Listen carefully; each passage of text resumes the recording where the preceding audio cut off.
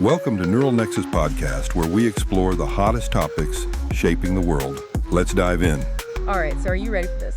Backstage at Saturday Night Live's 50th anniversary special. Can you believe it? 50 years. It's huge. We've got People Magazine's take, and let me tell you, it's not all laughs. Right. Yeah, no, this was, think about it, 50 years. This is a huge milestone for SNL.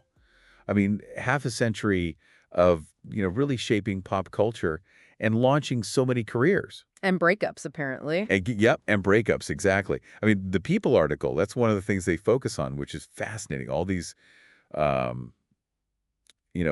high-profile exes running into each other. It's like a high school reunion or something. Yeah, it is. It's Hollywood high school reunion. Right.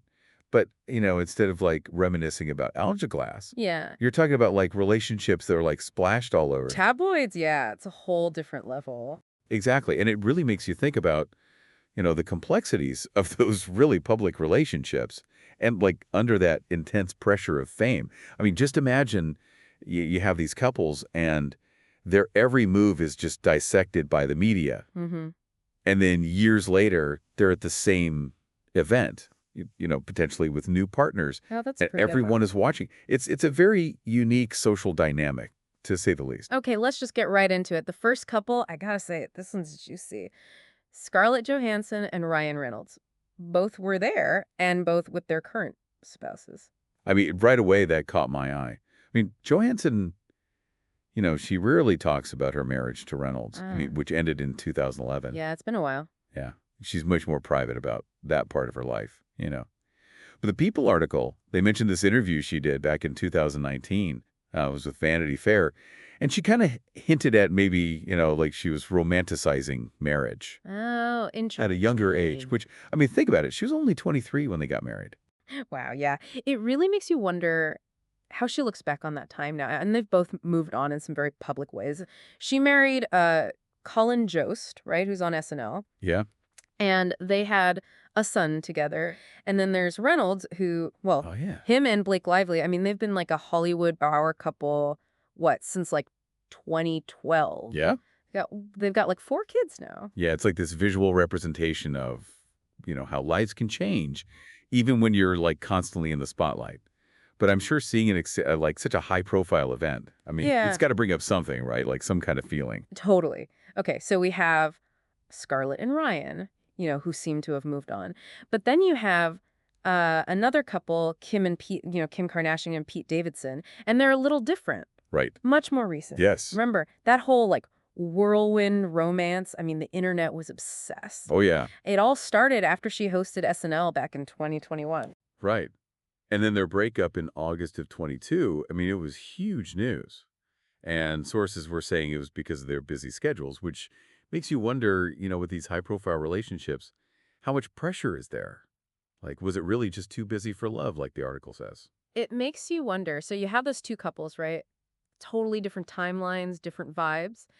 And then it gets even more interesting because we've got another SNL Olymp in the mix. Fred Armisen was there, along with his ex, the actress Natasha Lyonne, and they both brought their current partners. Wow. Okay, now this is where it gets really fascinating. Right.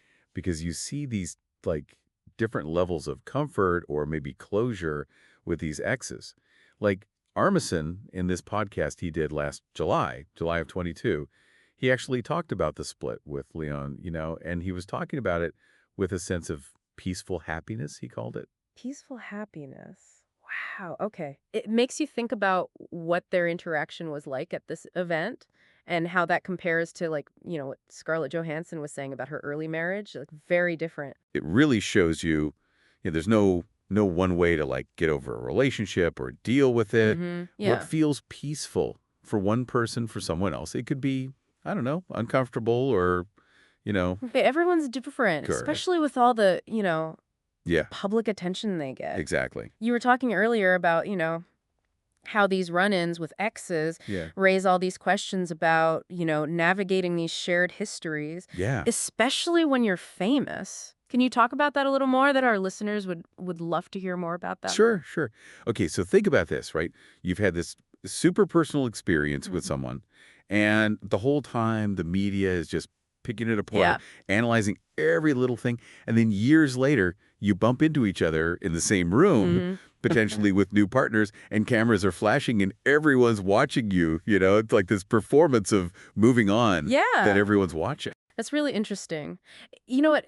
It also makes me think about, like, we all have exes, right? Right. So how would we feel Yeah. if we bumped into them? Right, like a big event or something. Yeah. Would it be awkward? I don't know. Maybe you'd feel indifferent. Yeah. Or, a little nostalgia, maybe. Oh, yeah. It's something we can all relate to, even if we weren't, followed by the paparazzi. Yeah, exactly. It shows that, even with all the fame and all that stuff, they're dealing with the same things we are. Right. They have their baggage, so to speak. Yeah. Their heartbreaks, hopefully they've grown for those things. Right. Okay, so Yeah. speaking of complicated dynamics, let's talk about the last couple. This is Chris Rock and Lake Bell. Oh, yeah, then. Okay. They were reportedly dating in 2022, Right.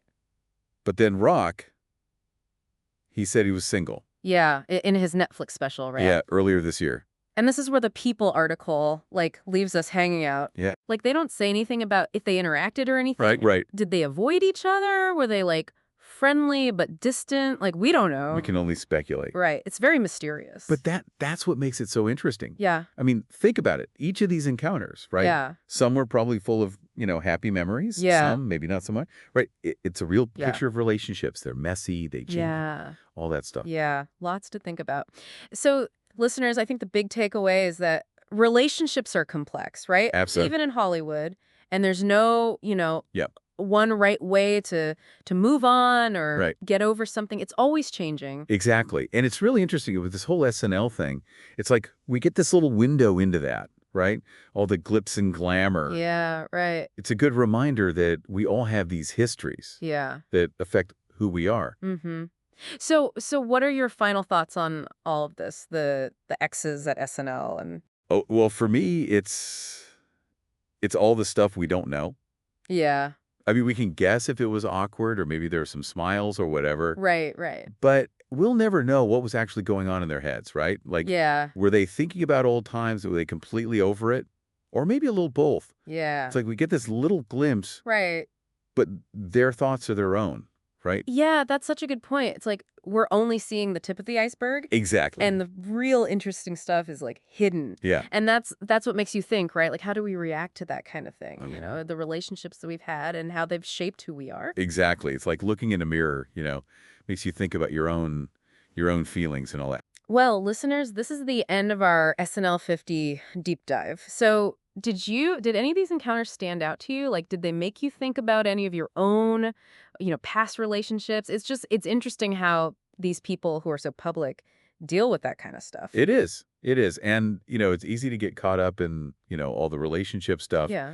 But we have to remember, this was a celebration of SNL. Right. 50 years. That's a long time. Groundbreaking comedy, all the characters. I mean, think about the impact it's had. Yeah, it's a huge part of our culture. Exactly. And it's crazy how many careers, really started because of SNL. Oh, yeah. So many iconic performers. And they've done, social commentary, political satire, and just made us laugh for 5 decades. That's incredible. It really is. I mean, it shows you the power of laughter, right? And how SNL has, changed with the times. Yeah. But it's still, SNL. Yeah, it stayed for itself. And I think that's a good place to wrap things up.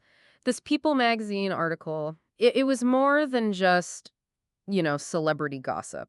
Yeah. It made us think about relationships, and fame, and even the legacy of a show like SNL. Yeah, it's a good reminder, right? Even with all the obsession with celebrities, Yeah, there's always more to this story, right. both theirs and ours. Well, that's it for our deep dive into SNL 50. What did you think? Did seeing these, exes running into each other change how you think about relationships? Let us know. Text EACO